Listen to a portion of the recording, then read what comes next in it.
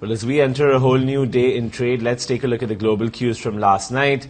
President Joe Biden has unveiled a $1.9 trillion U.S. stimulus package, $400 per week in unemployment payments, extended till September, direct payments of $1,400 to many Americans, extending the Fed moratoriums on evictions and foreclosures till September, $350 billion in aid to state governments, $70 billion for COVID testing, and the minimum wage must be raised to $15 per hour. In addition to this, Fed Chair Jerome Powell came forward and said, don't worry about inflation, interest rates are going to stay low, we are cementing a low interest rate environment. The US dollar index slumped to the session low, did not recover. Dow fell 69 points, S&P was down 14 points, Nasdaq was down 16 points. Dow Futures this morning are down around 70 points despite stimulus, and S&P and Nasdaq futures are pretty much flat. So let's see, the market seems to be digesting all of this news in one go, whether it be on the monetary policy stance or on the stimulus stance. And of course, there's corporate earnings coming up. Big banks next week will be reporting earnings.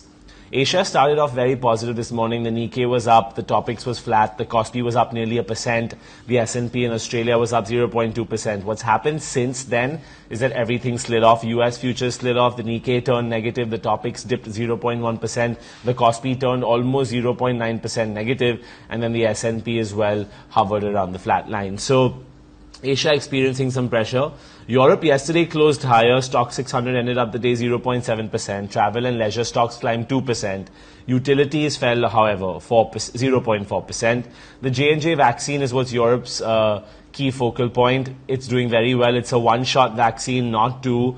And it seems that whether you test it on young adults or elderly gentlemen and women, the efficacy is the same.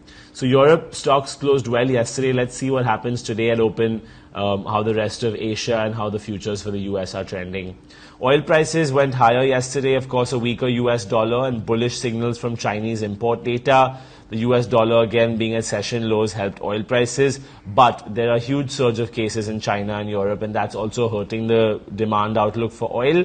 Despite that, Brent finished at 56, up around 0.5%, and WTI at 53.57, up around 66 cents.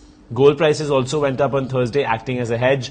The second Jerome Powell said that the interest rate environment is going to be low and there's stimulus coming. Gold acts as a perfect hedge toward inflation. So gold actually went up 0.8% post Powell's comments. It finished the day up 0.3% at $1,848 per ounce.